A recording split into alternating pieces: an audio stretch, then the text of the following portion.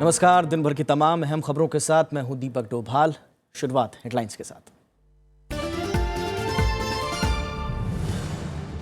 छत्तीसगढ़ में अजीत जोगी ने छोड़ा कांग्रेस का हाथ। पार्टी के नाम और चुनाव चिन्ह के लिए रायशुमारी। मरवाही रैली में पत्नी और बेटे समेत कई कांग्रेस विधायकों के समर्थन का दावा।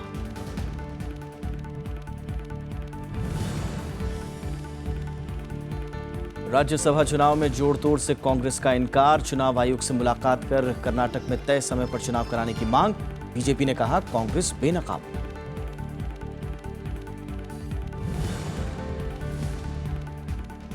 स्विस बैंकों में जमा काले धन का पता लगाने में मदद करेगी स्विट्जरलैंड सरकार। राष्ट्रपति स्नीडर का प्रधानमंत्री मोदी को एनएसजी सदस्यता के समर्थन का वादा।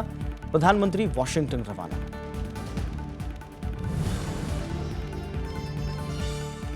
जवाहर बाग हिंसा के बाद मथुरा के डीएम और एसएसपी पर गिरी गाज। गृह मंत्रालय को सौंपी रिपोर्ट में यूपी पुलिस का राजनीतिक साजिश से इनकार। सुप्रीम कोर्ट में सुनवाई कल।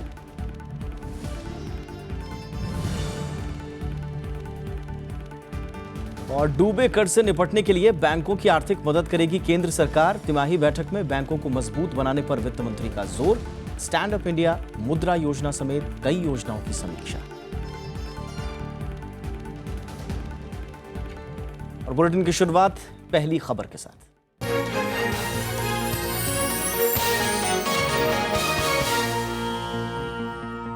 भारत और स्विट्जरलैंड काला धन और कर चोरी रोकने के लिए मिलकर काम करेंगे। स्विट्जरलैंड के राष्ट्रपति जोहान स्नीडर अम्मानन ने कहा है कि टैक्स चोरी रोकने में दोनों देशों ने खासी प्रगति की है। भारत ने परमाणु आपूर्तिकर्ता समूह यानी एनएसजी की सदस्यता के समर्थन के लिए स्विट्जरलैंड का आभार भी जताया। प्रधानमंत्री नरेंद्र मोदी और स्विट्जरलैंड के राष्ट्रपति जोहान स्नीडर अम्मानन की मुलाकात में द्विपक्षीय रिश्ते मजबूत करने पर बात हुई। दोनों नेताओं के बीच प्रतिनिधिमंडल स्तर की वार्ता में कर चोरी और काले धन का मुद्दा भी उठा। दोनों देशों ने कर चोरी से जुड़ी सूचनाओं के तेजी से आदान प्रदान की जरूरत बताई। The need for an early and expeditious exchange of information to bring to justice the tax offenders. An early start to negotiations on the agreement on automatic exchange of information would be important in this respect. Geneva में प्रधानमंत्री की मुलाकात कारोबारियों से भी हुई। उन्होंने कहा कि दोनों देशों में साझेदारी की अपार संभावनाएं हैं और उद्योग जगत को इसका फायदा उठाना चाहिए। बिलो 35 एज ग्रुप के लोग हो, वो दुनिया के वर्कफोर्स की रिक्वायरमेंट का एक बहुत बड़ा सोर्स बन सकता है। तो मैं भारत को उस रूप में तैयार करना चाहता हूँ। स्विट्जरलैंड की उसमें अपनी एक मास्टरी है, एक्सपीरियंस है और प्रैक्टिकल एक्सपीरियंस है। मैं इसको कोलैबोरेट करना चाहता हूँ। मैं आपको निमंत्रण देता हूँ उस बात में। प्रधानमंत्री ने सर्न यानी European Organization for Nuclear Research का भी दौरा किया। यहाँ उनकी मुलाकात भारतीय वैज्ञानिकों और छात्रों से भी हुई। नरेंद्र मोदी ने सर्न में चल रही परियोजनाओं की जानकारी भी ली। Bureau report, Rajya Sabha TV. और प्रधानमंत्री के इस दौरे पर ज़्यादा बातचीत करने के लिए इस वक्त हमारे साथ बेहद खास मेहमान मौजूद हैं। पिनाक रंजन चक्रवर्ती साहब, पूर्व सचिव हैं विदेश मंत्रालय के। बहुत बहुत स्वागत है सर आपका।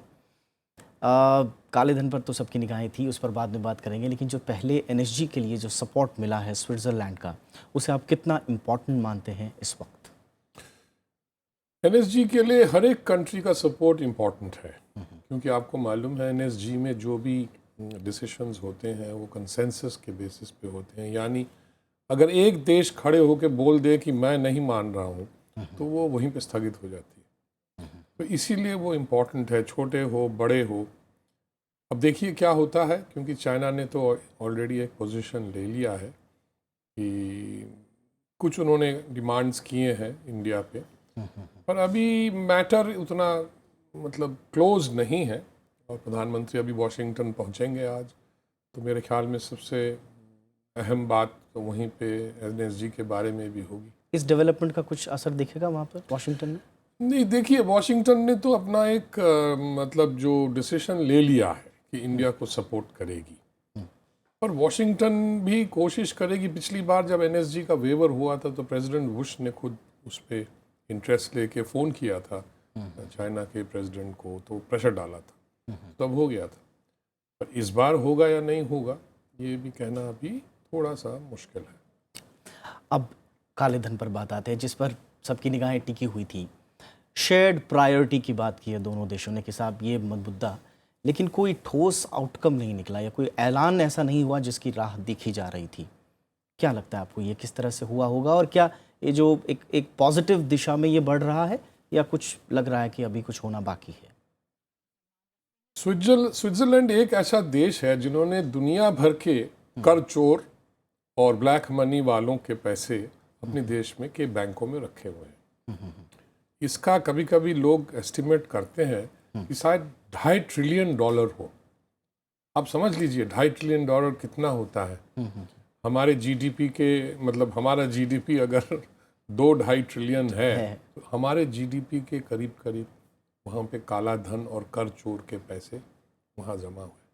दुनिया भर का है, सिर्फ इंडिया का नहीं है। उनके बैंक एग्रेसिवली जो ऐसे क्लाइंट है जिनके पास इस तरह के पैसे हैं उनको ढूंढते हैं और चुपचाप ये काम करते रहे हैं इतने सालों से। तो इतनी जल्दी स्विट्जरलैंड काबू में नहीं आएगा, क्योंकि ये इतना बड़ा जो धन की जो राशि है तो ये तो वो अपने इस्तेमाल में लगाते हैं। बैंक में जब रहता है तो वो इस्तेमाल होता है। अब तो बात ये है कि अभी उन पे प्रेशर है, यूएस का भी प्रेशर है। कुछ उनके बैंक में करने वाले कर्मचारियों ने सब नाम वगैरह दे दिए हैं। तो वो अब उनका अब ये कहना है कि जो चोरी छुपे जो नाम आपके पास हैं या अकाउंट हैं, हम उस पर कोऑपरेट नहीं कर सकते, पर अगर आप इंडिपेंडेंट हमें एविडेंस दें तो उस पर हम कोऑपरेट करेंगे। और इंडिया का नेचुरली काफ़ी दिन से ये कोशिश रहा है कि ये काले धन और कर चोरी का जो पैसा है कि किसी तरह से इस पे काबू किया जाए, क्योंकि इतना बड़ा रकम है तो ये हमारे देश के काम में आता है। तो चोरी का पैसा है। बिल्कुल बिल्कुल। स्विट्जरलैंड को भी थोड़ा सा वो मतलब इतना शेमलेस नहीं होना चाहिए इस मुल्क को कि दुनिया भर के चोरों का पैसा अपने बैंकों में रख के और फिर मतलब उस पे अब वो अपना मतलब कब्जा जमाए। लेकिन सर क्या ऐसी प्रॉब्लम क्या है? कनाडा के साथ आप करार कर सकते हैं, आप हमारे 5th लार्जेस्ट ट्रेड पार्टनर हैं, आप 11th लार्जेस्ट इन्वेस्टर हैं हमारे देश में। इतना इम्पोर्टेंट हमारी साझेदारी है द्विपक्षीय। ऐसी क्या मजबूरियां हैं जो स्विट्जरलैंड एक ठोस नतीजे पर नहीं पहुंच पा रहा है? देखिए, ऐसा मैंने कहा कि ये उनका एक हैबिट बन गया था और उनके लॉज भी ऐसे अब बने हुए हैं कि हम आपको इन्फॉर्मेशन नहीं दे सकते क्योंकि ये सीक्रेसी है, प्राइवेट है, इस तरह के प्राइवेसी लॉज वगैरह हैं। अब वो लॉज वो चेंज करने को राज़ी हुए हैं।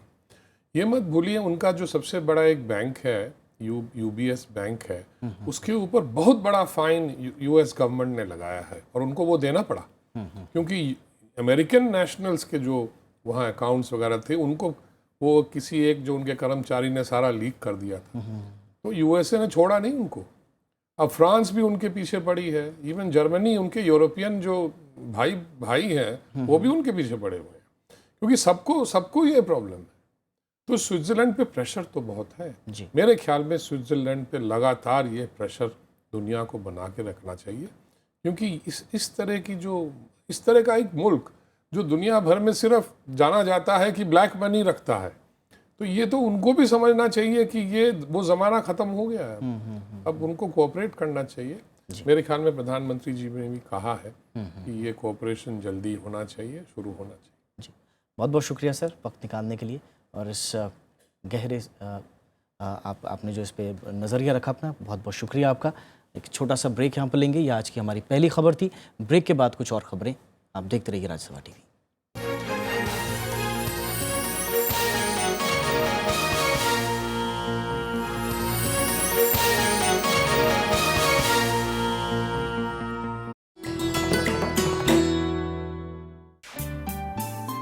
सरोजनी नायडू स्वतंत्रता सेनानी, कवयित्री और वक्ता, कांग्रेस की अध्यक्ष निर्वाचित होने वाली पहली भारतीय महिला सरोजनी ने 13 साल की उम्र में रची थी पहली कविता। आजादी के बाद वो बनी देश की पहली महिला राज्यपाल। भारत कोकिला के नाम से मशहूर सरोजनी नायडू है नारी शक्ति की अनूठी मिसाल।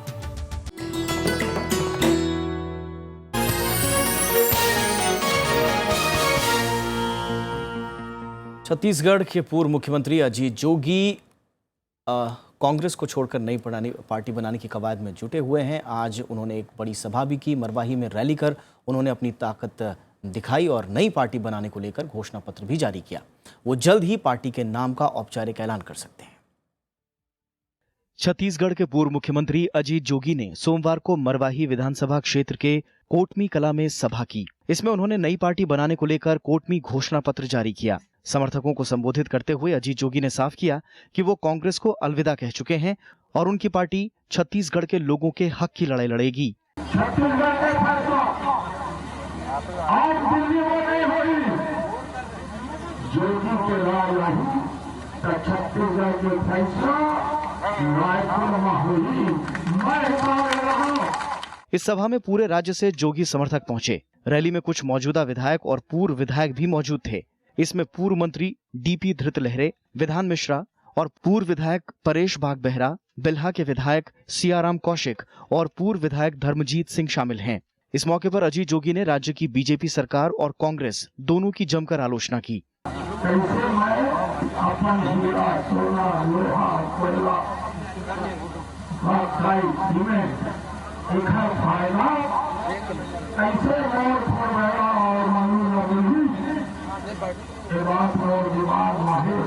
हालांकि अभी उन्होंने पार्टी के नाम का औपचारिक ऐलान नहीं किया है। चुनाव चिन्ह और पार्टी के नाम को लेकर सुझाव मांगे गए हैं। बेटे अमित के कांग्रेस से निष्कासन के बाद बने हालात में अजीत जोगी ने पार्टी छोड़ने का फैसला किया। उनके इस फैसले का असर छत्तीसगढ़ की राजनीति पर पड़ सकता है। जोगी का दावा है कि वो कई सीटों पर कांग्रेस और बीजेपी के समीकरण बिगाड़ सकते हैं। मरवाही और कोंटा समेत अनुसूचित जाति बहुल क्षेत्रों में उनकी अच्छी धाक है। ऐसे में उनकी कोशिश राज्य में तीसरा विकल्प बनाने की होगी। Bureau report, Rajya Sabha TV. और कांग्रेस ने अजीत जोगी के इस कदम को उनका निजी फैसला बताया है। मैं तो मुबारकबाद दूंगा, जो भी उनको सही लगता है भविष्य में वो करें। हमारे इससे कोई मतलब नहीं है। मैं समझता हूं कि आप पार्टी के साथ अगर हैं, पार्टी की तरफ वफादारी है, तो आपको पार्टी के साथ या पार्टी के आंतरिक स्तर पे बहुत सारे ऐसे चैनल्स हैं जहां पर अपना आप विरोध प्रकट कर सकते हैं। बाकी उनके हाथ की बात है, मैं क्या कहूँ उसमें। और इसी मसले पर तफसील से बातचीत करेंगे हम। बिलासपुर से नवभारत के एडिटर निशांत शर्मा इस वक्त हमारे साथ जुड़ चुके हैं। निशांत जी, ये बताइए, क्या कुछ आउटकम रहा आज की मीटिंग का? कुछ ठोस निकला या अभी वक्त लगेगा स्थिति साफ होने में? देखिए, ऐसा कुछ आज अपन ये माने कि आज ही कुछ ऐसा ठोस निकला हो, ऐसा कुछ नहीं है। ये जो कुछ भी आज हुआ है, इसका ये पहले से सब अंदाज था और इसकी पूरे जो भी कुछ आज हुआ है, इसकी पटकथा पहले से लिखी जा चुकी थी। स्वरूप क्या होगा, आपको क्या नाम होगा, इस पे कुछ हुआ? किस पे? पार्टी का स्वरूप क्या होगा, उसका नाम क्या होगा? पार्टी में उन्होंने अभी 6 नाम पब्लिक के सामने रखे हैं। हाँ। और वो पब्लिक से राय लेना चाहते हैं, मतलब पार्टी के नाम के लिए और चुनाव चिन्ह के लिए। हालांकि जो कुछ भी है वो सब पहले से वो तय किए हुए हैं, लेकिन थोड़ा सा मतलब लोगों के बीच जाएं, लोगों को ऐसा लगे कि हाँ उनकी राय से कुछ हो रहा है, ये सब उसकी राजनीतिक सिगुकेबाजी है। जी, शुक्रिया निशांत जी इस तमाम जानकारी के लिए।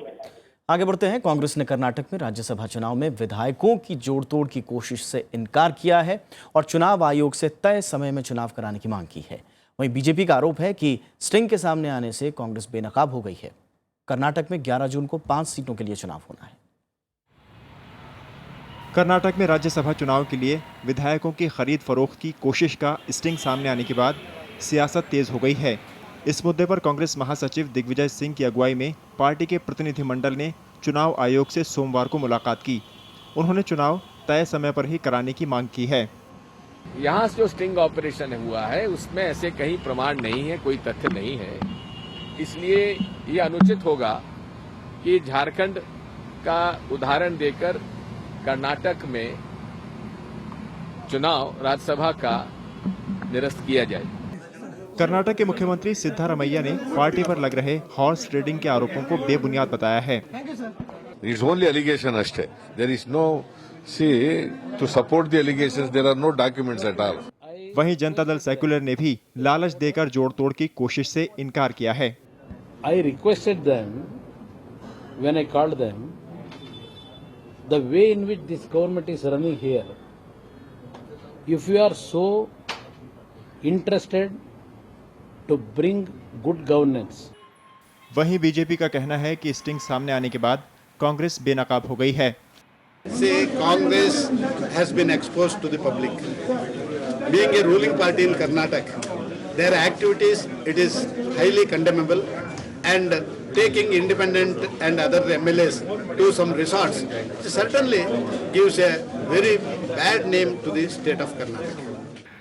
हाल ही में एक स्टिंग ऑपरेशन में राज्यसभा चुनावों में धनबल के इस्तेमाल का मामला सामने आया था।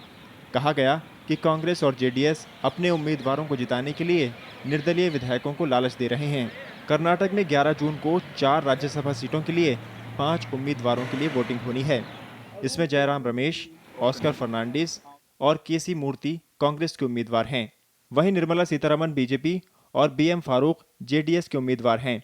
225 सदस्यीय विधानसभा में हर उम्मीदवार को जीत के लिए 45 वोट चाहिए। ऐसे में कांग्रेस को तीसरे उम्मीदवार को जिताने के लिए 13 विधायकों की जरूरत होगी। वहीं बीजेपी को 1 और जेडीएस को 5 विधायकों की जरूरत है। ऐसे में सभी की निगाह निर्दलीय और छोटे दलों के विधायकों पर होगी। विशाल दहिया, राज्यसभा टीवी। मतदाताओं को लुभाने के लिए धन के इस्तेमाल की बढ़ती घटनाओं के बीच चुनाव आयोग सरकार से जनप्रतिनिधित्व कानून में बदलाव की सिफारिश पर विचार कर रहा है, जिससे आयोग को कैश के बदले वोट के मामलों में सबूत मिलने पर चुनाव को रद्द करने का वैधानिक अधिकार मिले। अभी आयोग के पास संविधान के अनुच्छेद 324 के तहत अधिकार है कि वो धन के इस्तेमाल की साक्ष्य मिलने पर चुनाव रद्द और टाल सकता है, लेकिन आयोग अब इसे जनप्रतिनिधित्व कानून में शामिल कराना चाहता है, जिसमें अभी मतदाताओं को धमकाने और बूथ कैप्चरिंग के आधार पर चुनाव रद्द किया जा सकता है।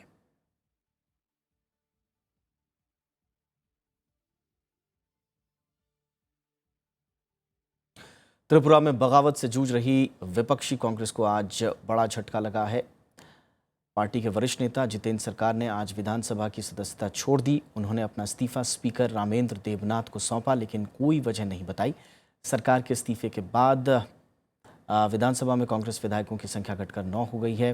पीटीआई के मुताबिक नेता विपक्ष के पद से इस्तीफा देने वाले सुदीप राय बर्मन कल स्पीकर को चिट्ठी लिखकर टीएमसी में शामिल होने की जानकारी दे सकते हैं। उनके साथ ही 5 विधायक और हैं। आगे बढ़ते हैं पुदुचेरी से खबर। पुदुचेरी में आज मुख्यमंत्री वी नारायणसामी ने कार्यभार संभाल लिया। उपराज्यपाल किरण बेदी ने उन्हें पद और गोपनीयता की शपथ दिलाई। उनके अलावा 5 और विधायकों को पद और गोपनीयता की शपथ दिलाई गई। इनमें ए नमः शिवाय, एम कृष्णा राव, एम कदासामी, शाहजहां और आर कमल कन्नड़ शामिल हैं। मथुरा के जिलाधिकारी और वरिष्ठ पुलिस अधीक्षक का तबादला कर दिया गया है। जवाहर बाग में हिंसा के बाद मुख्यमंत्री ने यह फैसला किया। जवाहर बाग में पुलिस और आंदोलनकारियों में झड़प में 29 लोगों की मौत हो गई थी। राज्य पुलिस ने केंद्रीय गृह मंत्रालय को जांच रिपोर्ट सौंप दी है। रिपोर्ट में हिंसा के पीछे राजनीतिक दखल से इनकार किया गया है। जांच रिपोर्ट में पुलिस की नाकामी को हिंसा की वजह बताया गया। सुप्रीम कोर्ट में भी इस मामले में सीबीआई जांच की मांग को लेकर एक याचिका दायर की गई है। इस पर मंगलवार को सुनवाई होगी। इसलिए तत्काल वहाँ पे सीबीआई इंक्वायरी होना ज़रूरी है। इससे बहुत सी चीज़ें निकल के आएंगी। किस तरीके से एक पॉलिटिकल नेक्सस बन के इस तरीके की चीज़ें बनती हैं, उसकी सच्चाई सामने लाने के लिए सीबीआई इंक्वायरी ज़रूरी है। माननीय सुप्रीम कोर्ट से हमने यही निवेदन किया और सुप्रीम कोर्ट इस पर कल सुबह सुनवाई करेगा। धारा 144 लागू होने के बावजूद उत्तर प्रदेश के दादरी में आज विरोध बैठक हुई। इसमें मोहम्मद अखलाक के परिजनों के खिलाफ गोहत्या का मामला दर्ज करने की मांग की गई। बैठक के बाद इलाके में तनाव है और पुलिस बल को तैनात किया गया है। दादरी में पिछले साल गोमांस खाने के आरोप में अखलाक को पीट कर उसकी हत्या कर दी गई थी। पिछले दिनों आई फॉरेंसिक रिपोर्ट में कहा गया कि अखलाक के घर से मिले नमूनों में गाय या उसकी प्रजाति का मांस होने के सबूत मिले हैं। इसके बाद से अखलाक के परिजनों के खिलाफ पुलिस में शिकायत की गई थी। हालांकि पहले आई एक रिपोर्ट में बकरे का मांस होने की बात कही गई थी। हरियाणा में जाट आंदोलन का आज दूसरा दिन है। राज्य में फिलहाल शांति है। हालांकि 13 जिलों में जाट संगठनों का धरना प्रदर्शन जारी है। प्रदर्शनकारियों ने प्रशासन को ज्ञापन भी सौंपा। राज्य में अर्धसैनिक बलों की 55 कंपनियां भी तैनात की गई हैं एहतियातन। राज्य सरकार का कहना है कि जाट समुदाय को आरक्षण प्रदान करने के लिए सरकार कानूनी कोशिशें कर रही है। प्रशासन को झज्जर और हिसार से सोशल मीडिया के दुरुपयोग की शिकायत भी मिली और कुछ जगह पर मामले भी दर्ज किए गए हैं। राज्य के 8 जिलों में धारा 144 लगाई गई है। उधर दिल्ली पुलिस ने भी सीमा इलाकों में निषेधाज्ञा लागू कर दी है। वहीं पंजाब और हरियाणा हाईकोर्ट ने जाटों को आरक्षण देने के आदेश पर रोक हटाने से इनकार कर दिया है। वो शांतिपूर्वक ढंग से समाप्त हो गए हैं। जो मेमोरेंडम जिन्होंने देना था उन्होंने मेमोरेंडम दे दिए हैं, और जहाँ पे अभी भी धरने बरकरार हैं, मैं उनसे भी भाइयों से निवेदन करूँगा कि आपकी जो भी मांगे हैं राज्य सरकार उन पे सहानुभूतिपूर्वक विचार कर रही है। मध्य प्रदेश के बैतूल में जल संकट से निपटने के लिए जिला प्रशासन ने धारा 144 लगा दी है। सरकारी और निजी निर्माण कार्य में रोक लगा दी गई है। आदेश का उल्लंघन करने वाले को 1 महीने की सजा या 200 रुपये जुर्माना तक देना पड़ सकता है। लेकिन नगर पालिका अब तक पानी का बेहतर प्रबंधन नहीं कर पाई और इसी के चलते लोगों को पानी के लिए दर दर भटकना पड़ रहा है। शहर में पेयजल सप्लाई करने वाले फिल्टर प्लांट में पानी खत्म हो गया है। प्लांट में गांव के कुओं से टैंकरों से पानी लाकर डाला जा रहा है। वित्त मंत्री अरुण जेटली ने सरकारी बैंकों को पूरी आर्थिक मदद का भरोसा दिलाया है। इससे बैंक डूबते कर्ज की समस्या से उबर पाएंगे। पिछले वित्त वर्ष में बैंकों को इस वजह से 18,000 करोड़ रुपए का घाटा हुआ है। वित्त मंत्री अरुण जेटली ने सोमवार को सरकारी बैंकों और वित्तीय संस्थानों के प्रमुखों से मुलाकात की। इसमें बैंकों के डूबते कर्ज यानी एनपीए का मुद्दा छाया रहा। वित्त मंत्री ने कहा कि बैंकों की माली हालत उतनी खराब नहीं है जितनी बताई जा रही है। बैंकों ने पिछले वित्त वर्ष में 1,40,000 करोड़ रुपए का लाभ कमाया। उन्होंने कहा कि बैंकों की पूंजी जरूरतों के लिए 25,000 करोड़ रुपए का प्रावधान किया गया है। Empowering the banks itself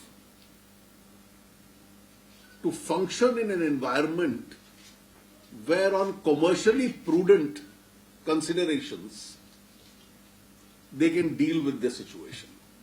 The government is fully committed to supporting the banks in this regard. बैठक में स्टैंड अप इंडिया, मुद्रा योजना, उद्योगों को कर्ज और बैंकिंग सेक्टर की प्रगति की समीक्षा भी की गई। The progress of schemes under the financial inclusion stand up India, Mudra, all these subjects were discussed. सरकारी बैंक घरेलू कर्ज की 70% जरूरतों को पूरा करते हैं, लेकिन बैंकिंग सेक्टर में डूबते कर्ज का आंकड़ा बढ़कर 8 लाख करोड़ रुपए तक पहुंच गया है। कृति मिश्रा, राज्यसभा टीवी। कारोबार में आसानी के मामले में भारत विकासशील देशों में दूसरे स्थान पर पहुंच गया है। 30 देशों की सूची में भारत 13 पायदान ऊपर आया है। सूची में चीन पहले स्थान पर है। वैश्विक खुदरा विकास सूचकांक की रिपोर्ट के मुताबिक भारत ने एफडीआई नियमों में अधिक स्पष्टता लाई है। रिपोर्ट कहती है कि भारत ने सिंगल ब्रांड रिटेल में एफडीआई प्रावधानों को ढीला किया। इससे कई बहुराष्ट्रीय कंपनियों ने भारत में निवेश किया। अर्थव्यवस्था से जुड़े 25 मानकों का विश्लेषण कर यह रिपोर्ट तैयार की गई है।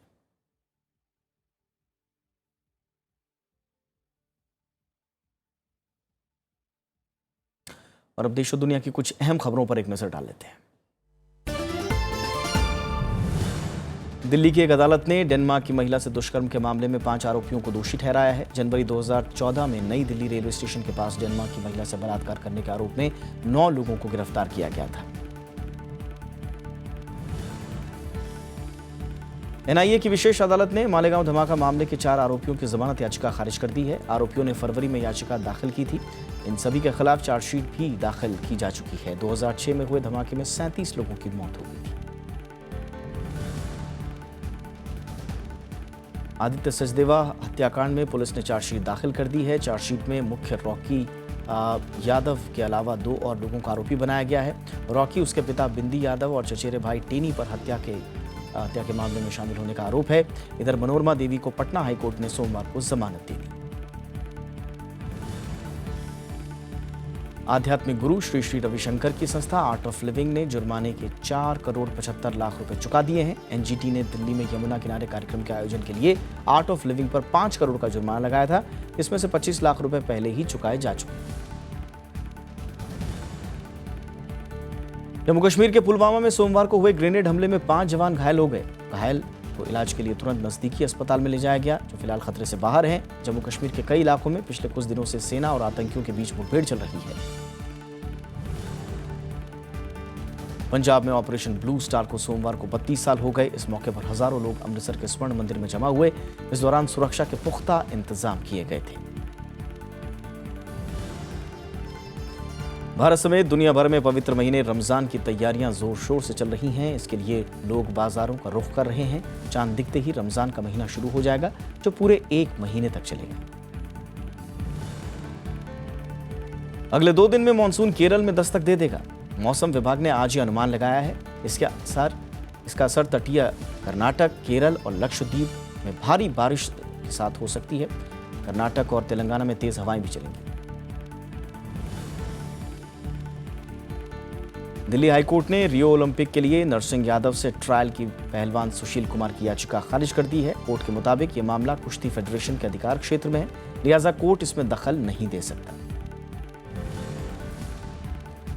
सर्बिया के नोवाक जोकोविच ने फ्रेंच ओपन पुरुष सिंगल्स का खिताब अपने नाम कर लिया है। फाइनल्स में जोकोविच ने ब्रिटेन के एंडी मरे को 3-6, 6-1, 6-2, 6-4 से हराया। इस जीत के साथ ही जोकोविच ने अपना करियर का ग्रैंड स्लैम पूरा कर लिया। इस बुलेटिन में इतना ही, इजाजत दीजिए।